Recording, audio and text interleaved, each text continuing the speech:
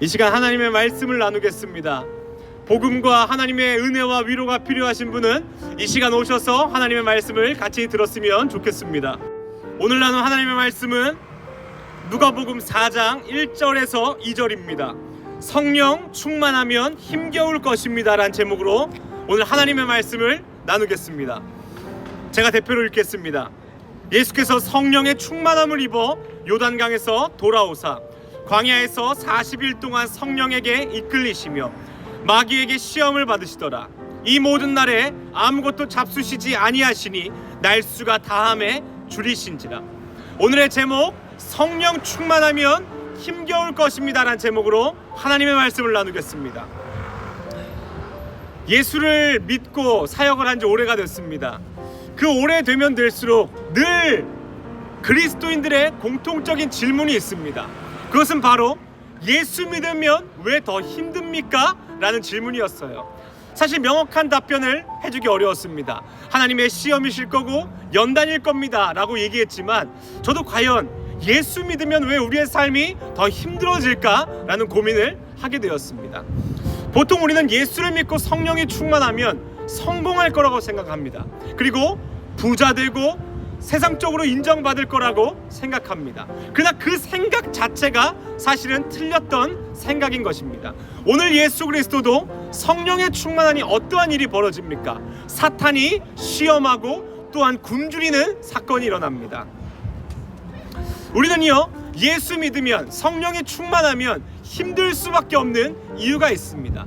원래는 아무렇지도 않았던 일들이요, 성령이 충만하니 정직해야 합니다. 또한 성령이 충만하니 어떠한 일에서든지 선을 행해야 합니다.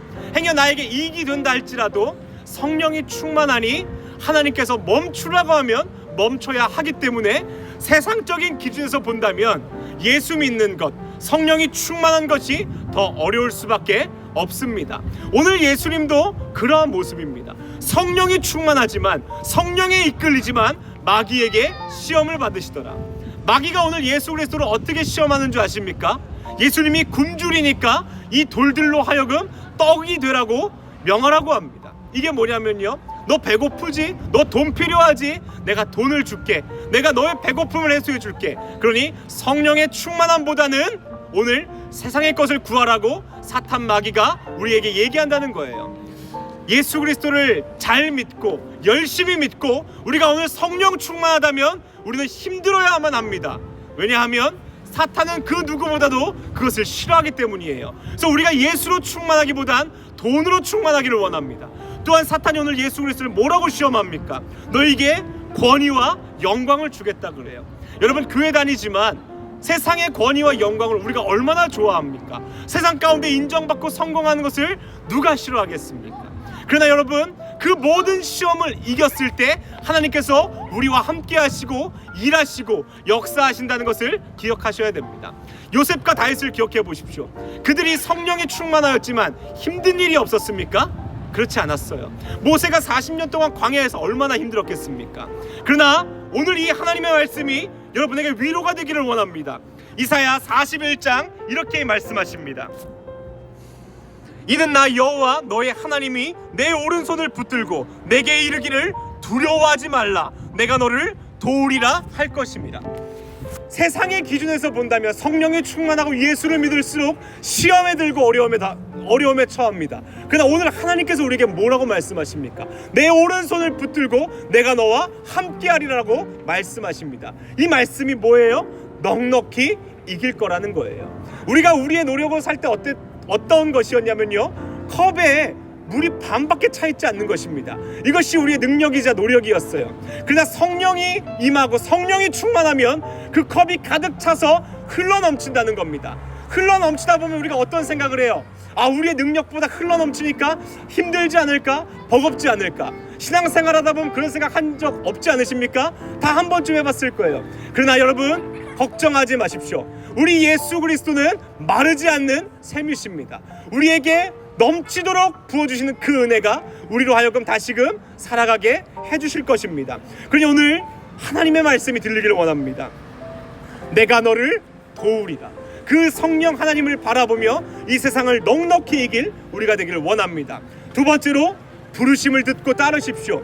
성령이 충만하면 돈이 많아지고 성령이 충만하면 유명해지는 것이 아닌 예수 그리스도를 위해 살아가고 예수 그리스도만을 바라보는 것이 그 성령 충만한 삶입니다. 누가복음 4장 18절에 오늘 예수님께서 이사야의 글을 이렇게 읽으십니다. 주의 성령이 내게 임하셨으니 이는 가난한 자에게 복음을 전하게 하시려고 내게 기름을 부으시고 나를 보내사 포로된 자에게 자유를 눈먼 자에게 다시 보게 함을 전파하며 눌린 자를 자유롭게 하라. 성령이 충만하면 돈이 생기고 성공하는 것이 아닌 가난한 자에게 복음을 전하고 눈먼 자를 눈뜨게 하고 듣지 못하는 자에게 듣게 하는 것이 성령 충만한 자가 해야 되는 일이라는 것입니다.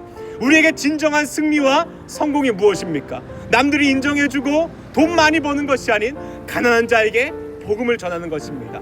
은혜가 필요한 자에게 은혜를 흘려보내는 것이 우리의 승리이고 우리의 성공인 줄을 믿습니다.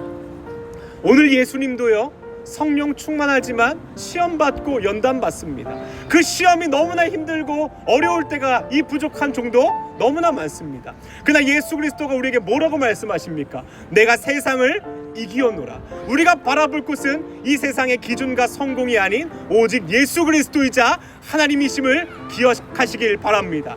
그리하여 성령이 충만하여 복음 증거하고 은혜를 나누며 예수 그리스도를 드러내는 우리의 삶이 되기를 간절히 원합니다. 이 시간 같이 한번 기도하겠습니다.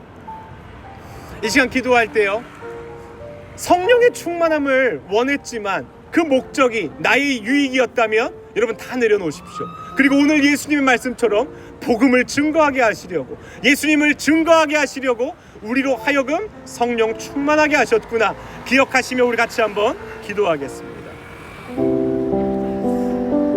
하나님 감사합니다. 이 부족한 종으로 하여금 다른 것이 넘치는 것이 아닌